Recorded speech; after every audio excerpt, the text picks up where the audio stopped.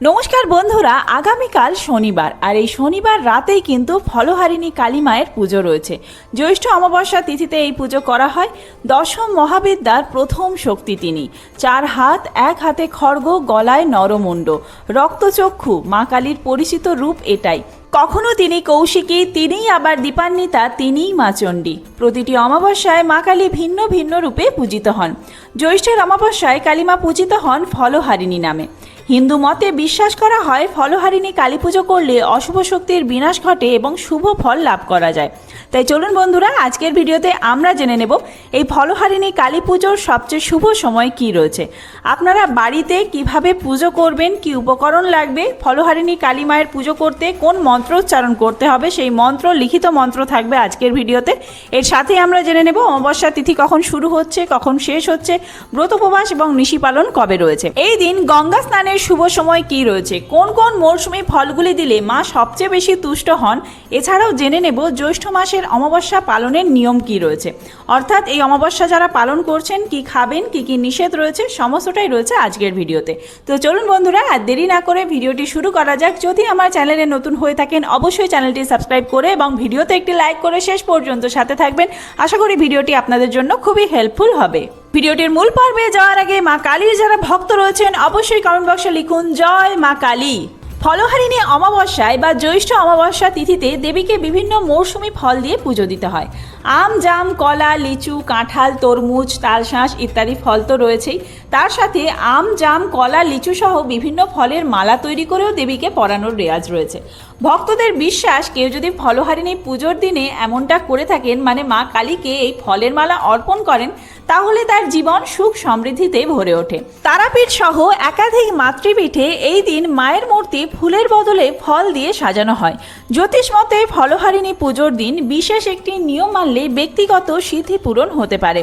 যে কোনো একটি মরশুমি ফল দিয়ে দেবীর পুজো দিতে হবে। তারপর দেবীকে পুষ্পাঞ্জলি দিয়ে নিজের মনের কথা জানাতে হবে। পুজো শেষে নির্দিষ্ট ফলটি বাড়িতে এনে রেখে দিন। কোনোভাবেই ওই ফল কিন্তু খাওয়া যাবে না। এমনকি আগামী 1 বছর ওই বিশেষ ফল আপনারা খেতে পারবেন না, ব্রতীরাও খাবেন না। যদি 1 বছরের মধ্যেই নিজের মনস্কামনা পূরণ হয় তাহলে প্রসাদী ফলটি গঙ্গায় ভাসিয়ে দিতে হবে।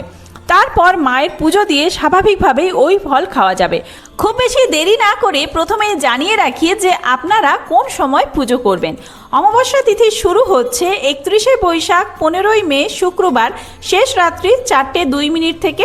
অমাবস্যা তিথি সমাপ্ত হবে 1 জ্যৈষ্ঠ 16ই মে শনিবার রাত্রি 1:51। এই পরিস্থিতিতে উদয় তিথি অনুযায়ী 1 জ্যৈষ্ঠ 16ই মে শনিবার দিন, এই দিনেই অমাবস্যার ব্রতোপবাস এবং নিশি পালন রয়েছে। আর মা কালীর পুজোও কিন্তু এই দিনেই করতে হবে। রাত্রি 1:51 মধ্যে আপনারা শ্রী শ্রী ফলহারিণী কালী মায়ের পুজো করে নেবেন। আপনাদের যদি পুজো দেওয়ার থাকে মন্দিরে, তাহলে সন্ধ্যা 7টার পর থেকে আপনারা সেই পুজো দিয়ে আসতে পারেন। এই দিন গঙ্গা স্নানের শুভ সময় থাকছে ভোর 5টা থেকে ভোর 5:45 মধ্যে। এই সময়ের মধ্যে আপনারা গঙ্গা স্নান করে নেবেন। এবার চলুন জেনে নেওয়া যাক জ্যৈষ্ঠ মাসের অমাবস্যা তিথি আপনারা কিভাবে পালন করবেন। যেদিনকে অমাবস্যা তিথি রয়েছে মানে শনিবার দিন, সেই দিনে তো আপনারা উপোস করে পুজো করবেন। তবে তার আগের দিন মানে শুক্রবার দিন কিন্তু আপনাদেরকে সংযম পালন করতে হবে, অর্থাৎ কোনোভাবেই আমিষ আহার গ্রহণ করা যাবে না। পুজোর আগের দিনও আপনাদের নিরামিষ আহার গ্রহণ করতে হবে। পরের দিন যতক্ষণ না পর্যন্ত পুজো হচ্ছে ততক্ষণ উপবাস করে থাকবেন। কারোর পক্ষে যদি উপবাস করে থাকা সম্ভব না হয় তাহলে ফলাহার করতে পারেন, সাবু খেতে পারেন, শরবত খেতে পারেন। এর পরবর্তীতে পুজো হয়ে গেলে তারপরে মায়ের ফল প্রসাদ, ভোগ ইত্যাদি গ্রহণ করতে পারবেন। আমরা প্রত্যেকেই জানি মা কালী মানুষের কর্মফল অনুযায়ী ফল প্রদান করে থাকেন এই দিনে। তিনি নিজে সমস্ত কর্মফল ধারণ করেন এবং এই পুজো করলে জীবের দুঃখ দুর্দশা দূর হয়, শারীরিক, মানসিক, নৈতিক এবং আধ্যাত্মিক শক্তি লাভ হয়, সাথে আপনাদের সমস্ত কর্মফল হরণ করেন মা কালী। তো চলুন এবার জেনে নেওয়া যাক যে এই পুজো করতে আপনাদের কি কি উপকরণ লাগছে। মা কালীর প্রতিমা বা ছবি, লাল জবা ফুল অন্তত 108টি জবা ফুলের মালা, সিঁদুর, চন্দন, ধূপ, প্রদীপ, নৈবেদ্য হিসেবে 5 রকমের মরশুমি ফল অথবা 3 রকমের মরশুমি ফল, মিষ্টি, আতপ চাল, ঘি, ঘট, শশীষ ডাব, পঞ্চরত্ন, পঞ্চশস্য, গঙ্গাজল, আর লাগবে রক্তচন্দন। দেবীর প্রিয় লাল রঙের সামগ্রী অর্থাৎ লাল রঙের একটি কাপড় রাখবেন, যার উপর দেবীর মূর্তি বা ছবি বসানো হবে জলচৌকির ওপর। এছাড়াও লাগছে ধূপকাঠি, ধুনো, কর্পূর, প্রদীপ, ঘি আর সলতে। সবচেয়ে গুরুত্বপূর্ণ জিনিস কিন্তু লাল জবা।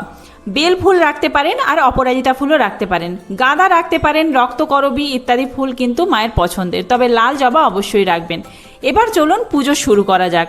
পূজার স্থানটি ভালো করে পরিষ্কার করে লাল কাপড় বিছিয়ে কালী প্রতিমা বা চিত্র স্থাপন করুন।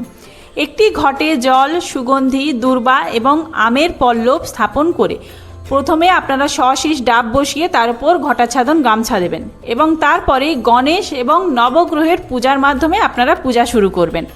দেবী কালীর ধ্যান মন্ত্র জপ করতে হবে, তবে তার আগে আপনারা যা কিছু নৈবেদ্য এনেছেন, ফল, মিষ্টান্ন, ভোগ সমস্ত কিছু মায়ের সামনে সাজিয়ে রাখবেন।